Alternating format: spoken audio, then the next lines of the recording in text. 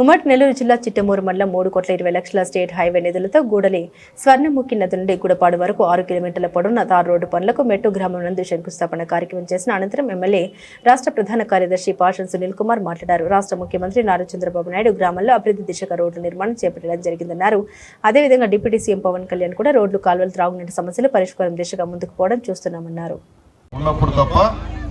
ఇంతకుముందు 5 సంవత్సరాల్లో ఒక్క కట్టను మట్టి కూడా ఈ మెట్రో వేసిన దాఖలాలు లేవు. గతంలో సర్పంచ్గా నరేష్ గారు ఉన్నప్పుడు చాలా రోడ్లు వేసాం. నర్జనవాడు కానీ అర్జునవాడు కానీ అన్నీ వేసాం. సరే ఏదో ఎలక్షన్స్ మా తప్పిదమో ఎవరు తప్పిదమో దూరం అయ్యాడు. దానికి కూడా బాధగానే ఉంది, దాంట్లో రెండో మాట్లేదు.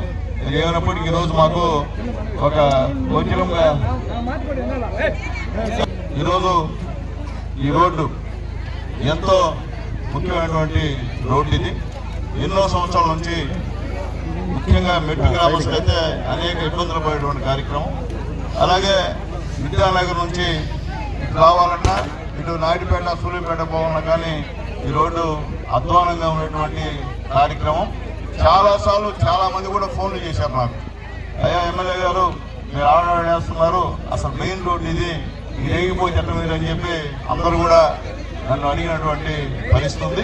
అలాగే ముఖ్యంగా దీనికి సహకరించినటువంటి మా ఈ గారికి కూడా మనస్ఫూర్తిగా ధన్యవాదాలు తెలియజేస్తున్నా. ఎందుకంటే ఈ రోడ్ని ఈ టైంలో దాదాపు 3,20,00,000 అంటే మన నియోజకవర్గంలో గూడలి స్వర్ణముఖి రోడ్ నుంచి గుణపాడు వరకు 6 కిలోమీటర్లు, అలాగే ఓజిన్ నుంచి గొల్లపల్లి వరకు 3 కిలోమీటర్లు, అంటే ఇది సూర్యాపేట కాన్స్టిట్యున్సీకి వస్తుంది.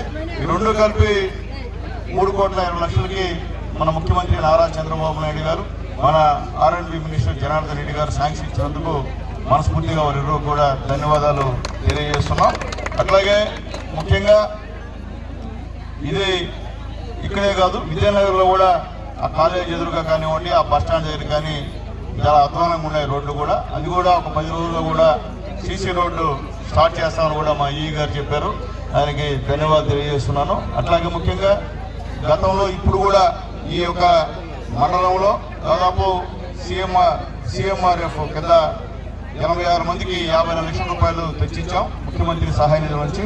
అలాగే సీసీ రోడ్లు 118 వేసాం, అంటే 10 కోట్లకి సీసీ రోడ్లు వేసాం ఈ మండలంలో. అలాగే మీ మెట్లో నేను గెలిచిన తర్వాత ఇప్పుడు అప్పుడు ఎంత చేశానో మీకే తెలుసు. ఇప్పుడు కూడా 20 లక్షలతో సీసీ రోడ్లు వేయించాను. మొన్న వచ్చినప్పుడు నీళ్లు రావట్లేదని చెప్తే అక్కడ 9 లక్షలు పెట్టి ఆ వాటర్ స్కీమ్ కూడా శాంక్షన్ చేయించాను. టెండర్ కూడా అయిపోయినట్టుంది. అది కూడా త్వరలో మీకు నీళ్లు వచ్చే కార్యక్రమం కూడా మీ అందరికీ నేను ఒకసారి తెలియజేస్తున్నా. అలాగే RWS కింద 59 పనులు చేశాం, అంటే 2,40,00,000తో ఈ మండలంలో చేశాం. అలాగే ఇరిగేషన్ కింద 80 పనులు చేశాం, 4,20,00,000 రూపాయలతో పనులు చేశాం. అలాగే JJM కింద 5 పనులు చేశాం, 1,93 లక్షలతో చేశాం. అలాగే DIU పనుల కింద 12,30,00,000 రూపాయల పనులు ఇక్కడ చేశామని చెప్పి కూడా చెప్పేదానికి చాలా ఆనందం ఉంది. అలాగే పబ్లిక్ హెల్త్ యూనిట్ 50 లక్షలతో కూడా ఇక్కడ చేస్తున్నామని చెప్పి తెలియజేస్తున్నాం. అలాగే ఈ 22 నెలల్లో దాదాపు 35 కోట్ల పనులు ఒక చిట్టమూరు మండలంలో చేసినందుకు చాలా సంతోషం ఉందని చెప్పి నేను తెలియజేస్తున్నాను. అలాగే నేను చెప్పేది ఒకటే, పేదవాళ్ళందరూ కూడా అమ్మా మీకు పనిచేసిన వాళ్ళకి ఓటేసి. గత 5 సంవత్సరాల్లో వైఎస్ఆర్సీపీ గవర్నమెంట్ ఒక పని మీకు చేయలా, ఒక రోడ్డు వేయలా, మెయిన్ రోడ్డు వేయలా, ఎక్కడ కూడా కనిపించే పరిస్థితి కూడా లేదు. మేము అప్పుడు ఎమ్మెల్యేగా ఉన్నప్పుడు నేనే చేశా ఇక్కడ వర్కులన్నీ కూడా, మళ్ళీ ఇప్పుడు కూడా మేమే చేస్తున్నాం. మేము చేస్తున్నాం దానికి కారణం నారా చంద్రబాబు నాయుడు గారు ముఖ్యమంత్రి కాబట్టి చేస్తున్నాం అని చెప్పి కూడా మీ అందరికీ కూడా నేను తెలియజేస్తున్నా. ఎందుకంటే పనిచేసే వాళ్ళకి మీరు కోటేయండి, అట్లా లేకుండా మీరేదో అంతా ఉండేదే మా పేదవాళ్ళందరూ అంతా గొప్ప ఎవరు లేరు, అంత పేదవాళ్ళే. అందరికి నేను మళ్ళీ చెప్తున్నానమ్మా, గతంలో నేను పోటీ చేసినప్పుడు నాకు వచ్చింది 100 రోజు. ఇక్కడ ఎంత అన్యాయం ఉంటుంది, అన్యాయం. అయినప్పటికీ నేనే పనులు చేశా. ఇంకే ఎమ్మెల్యే చేశాడా మీకు పనులు చెప్పండి? ఇంకే ఎమ్మెల్యే అయినా మీ మెట్టుకు పని చేశాడా?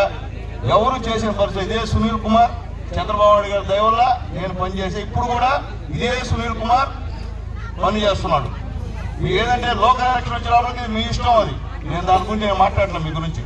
కానీ ఎమ్మెల్యే ఎలక్షన్ వచ్చినప్పుడు ఎవరు పనిచేస్తున్నారు, మన ఊరు ఎవరు హయాంలో రోడ్లు వేసారనేటువంటి మాటను మర్చిపోవద్దని చెప్పి కూడా మీ అందరూ కూడా రిక్వెస్ట్ చేసి తెలియజేస్తున్నా. అర్థం చేసుకోండి, ఎందుకంటే మేము కూడా ఇలాంటి పేదలను ఇచ్చే దగ్గర పనులు చేయాలంటే మాకు కూడా ఉత్సాహం కావాలా. నేను పనులు చేసి మీ రోడ్లు అయిపోతే మళ్ళీ చేయాలని నాకు కూడా బాధకుంటుంది. కాబట్టి నేను మళ్ళీ తెలియజేస్తున్నామా, మెట్టు పంచాయతీని ఖచ్చితంగా అన్ని విధాలా అభివృద్ధి చేసేదానికి సిద్ధంగా ఉండాలని చెప్పి కూడా మీ అందరికీ నేను తెలియజేస్తున్నా. నేను చెప్పేది ఒకటే, పేదవాళ్ళందరూ కూడా మనకి తగాదాలు వద్దు, తగ్గులు వేసుకోవద్దు. మా నాయకులకు కూడా తెలియజేస్తున్నాను, శాంతియుత వాతావరణాన్ని ఉండే విధంగా మెట్రో ఉండాలని చెప్పి కూడా రిక్వెస్ట్ చేసి మనందరినీ నేను కోరుకుంటున్నాను. మనకు వద్దు తగులు కేసులు ఇవన్నీ వద్దు మనకి. కాబట్టి ఉండేది పేదవాళ్ళు, బలి అయ్యేది పేదవాళ్ళు, మధ్యలో గొప్పవాళ్ళు ఎవరు బలి కాదు, మధ్యలో బలి అయ్యేది పేద ప్రజలు. కాబట్టి ఆ పరిస్థితి పోవద్దని చెప్పి కూడా మీ అందరూ కూడా రిక్వెస్ట్ చేస్తూ మరొకసారి ఈ యొక్క మంచి కార్యక్రమం నాకు సంతోషం, అదృష్టం నాకు.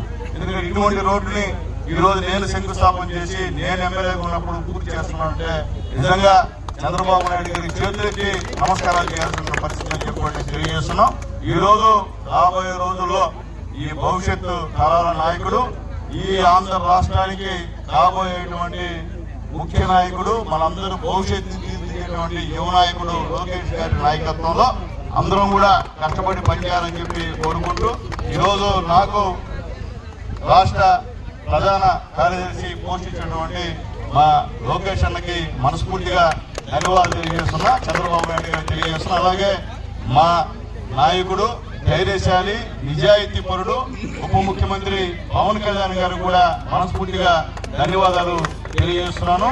అలాగే మమ్మల్ని అందరినీ కాపాడుతున్నటువంటి మా ప్రధానమంత్రి మోడీ గారికి కూడా చేతులెత్తి నమస్కారాలు తెలియజేస్తూ సెలవు తీసుకుంటున్నాను. జై హింద్.